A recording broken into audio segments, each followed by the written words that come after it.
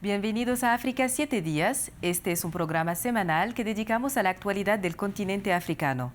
Mi nombre es Amal Ben Othman y estos son nuestros titulares. Túnez está siendo acusado de vender refugiados a milicias libias, según un informe presentado en el Parlamento Europeo. El norte de África se ha convertido en un infierno para los migrantes desde que la Unión Europea firmó acuerdos para frenar la migración. Tenemos análisis. En el este de República Democrática del Congo, el conflicto sigue intensificándose tras la toma de Goma y Bukavu por el M23. En Bukavu, 2 explosiones durante una reunión del grupo rebelde respaldado por Ruanda dejaron decenas de muertos y heridos y versiones opuestas sobre el incidente.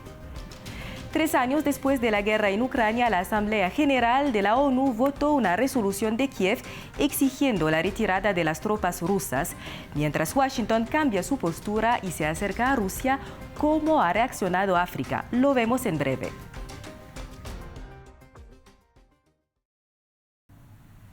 Comenzamos esta edición en el norte de África para abordar la situación de los migrantes. Esta región se ha convertido en un gran peligro para los refugiados y exiliados subsaharianos que intentan atravesarla en su camino hacia Europa. Recientemente, un informe titulado State Trafficking fue presentado ante el Parlamento Europeo. La investigación denuncia que migrantes interceptados en Túnez son vendidos a milicias en Libia. Para tratar este tema nos acompaña Piero Gorza, antropólogo, presidente de la ONG On Borders y uno de los asesores de los redactores del informe. Piero, bienvenido a África 7 días. Gracias a ustedes y saludos a todas y todos. Gracias, Piero. En el informe State Trafficking se revela que unos servicios migratorios tunecinos venden personas a Libia bajo el pretexto de luchar contra la migración ilegal. Mi pregunta es, ¿cómo fue recibido este informe? ¿Tenemos reacciones oficiales por parte de Europa o de Túnez? Bueno, hemos recolectado 30 entrevistas, 30 denuncias de personas que no se conocían en el arco de 2 años. Y hemos documentado cómo aparatos del Estado venden a milicias tunisinas, a milicias líbicas, humanos, al fin de la esclavitud y de la extorsión. El gobierno de Tunisia ha contestado oficialmente sin entrar en los detalles. Hemos presentado la denuncia a las autoridades, a las instituciones del Parlamento Europeo y ahora las vamos a presentar al Parlamento italiano, a la Comisión de Derechos Humanos y al Senado. Y además a la opinión pública y a la prensa. Listo, y quisiera hablar de este acuerdo, de los términos del acuerdo entre la Unión Europea y Túnez. ¿En qué consiste este acuerdo? ¿Cómo funciona exactamente? Bueno, el acuerdo, el memorándum entre el gobierno italiano, el gobierno el Parlamento Europeo, las autoridades de la Europa, es un memorando para no dejar salir los migrantes, para que atraviesen el Mediterráneo y lleguen a Europa con el discurso que Tunisia es un Estado seguro y en nombre de la lucha a los traficantes. Estas entrevistas, estas denuncias documentan cómo el traficante sea el Estado. Listo, está muy claro. Y después de la publicación de este informe, podemos considerar que Túnez no es un país seguro y que este acuerdo va en contra de la política europea de los derechos humanos. Creo que sí. Esto es el problema que nos hemos puesto al Parlamento Europeo y vamos a poner al Parlamento italiano para que los diputados, los parlamentares sepan lo que está pasando también con el dinero de la Europa y en nombre de los ciudadanos europeos y de los ciudadanos de los países que pertenecen a la Unión Europea. Listo, y Piero, tengo entonces una última pregunta después de la publicación de este informe. ¿Qué es lo que se espera? ¿Cuáles son los siguientes pasos? Los siguientes pasos son que los que tienen que hacer la ley, los que tienen que hacer los acuerdos, tomen en consideración esta documentación que por un lado tiene que ver con denuncias directas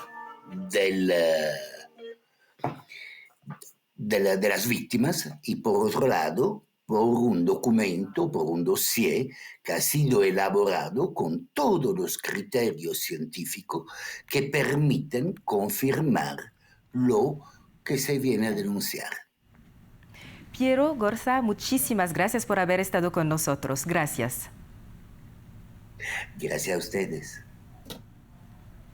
Pasemos ahora a la situación en el este de República Democrática del Congo. Al menos 13 muertos y decenas de heridos dejó una explosión durante una reunión del grupo armado M23 en Bukavu, la capital de la provincia de Kivu del Sur, que al igual que Goma, la capital de Kivu del Norte, cayó hace unas semanas en manos de este grupo armado, enemigo del gobierno central en Kinshasa. Los rebeldes acusan al presidente Félix Tshisekedi, quien ofrece una versión diferente de los hechos. Veamos. Miles de personas fueron convocadas a este encuentro por Corneille Nangaa, líder del grupo armado M23. Mientras el jefe rebelde abandonaba la zona, se escuchó una explosión.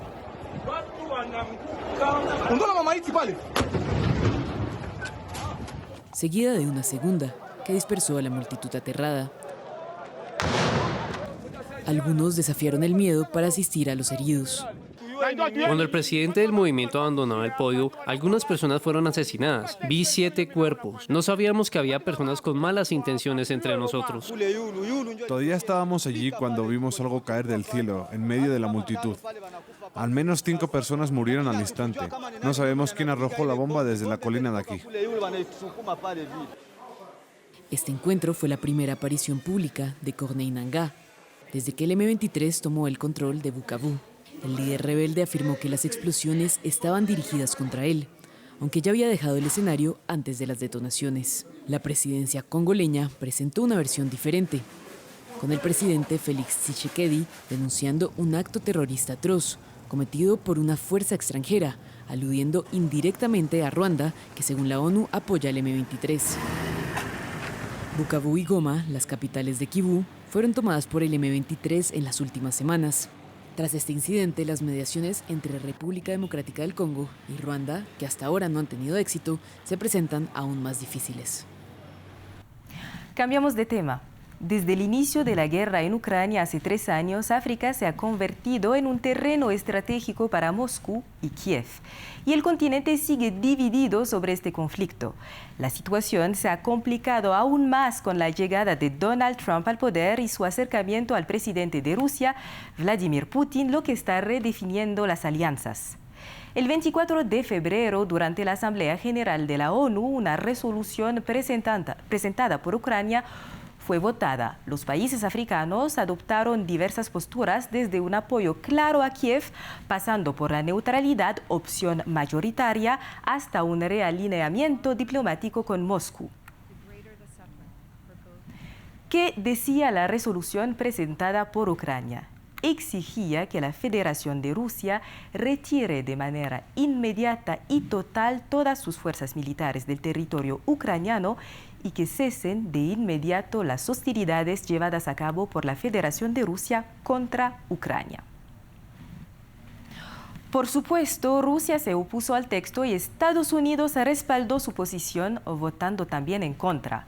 En África, a esta nueva alianza entre Trump y Putin, Como muestra el mapa que ven en pantalla, se unieron los países que aparecen en rojo.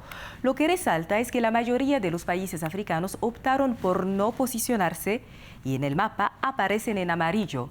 En cambio, 13 países que aparecen en verde se alinearon claramente con Ucrania votando a favor de la resolución. Marruecos, junto con otros 8 países como República Democrática del Congo y Sudán del Sur, estuvieron ausentes el día del voto. Así, los resultados muestran que la mayoría de los países africanos mantienen oficialmente una postura de neutralidad, una posición que no ha cambiado mucho desde la votación de 2022. Los países que cambiaron de postura incluyen los del Sahel, Mali, Burkina Faso, Níger, así como Guinea Ecuatorial, Burundi, la República Centroafricana y Sudán. En 2022 estos países se habían abstenido o votado a favor de Ucrania, pero este año se alinearon con Rusia. Finalmente, veamos cómo se posicionan los países africanos en comparación con el resto del mundo. En este gráfico, 93 países apoyaron a Ucrania, 13 de ellos africanos. En contraste, 18 países se opusieron a la resolución, de los cuales una parte significativa proviene de África. Este patrón muestra, a pesar de la neutralidad de muchos, un acercamiento hacia Moscú y un distanciamiento de Occidente impulsado por nuevos intereses diplomáticos, económicos y alianzas políticas.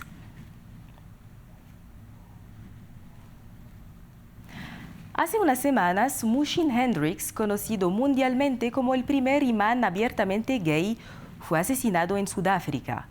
Este religioso, que dirigía una mezquita en Ciudad del Cabo, que acogía a musulmanes marginados, era reconocido por desafiar las interpretaciones tradicionales del Islam y por practicar una fe inclusiva. Hace pocos días, la Marcha del Orgullo en Ciudad del Cabo le rindió homenaje. Les dejamos con imágenes de esta manifestación. Gracias por acompañarnos. La actualidad de África y del mundo sigue en France 24 en 4 idiomas.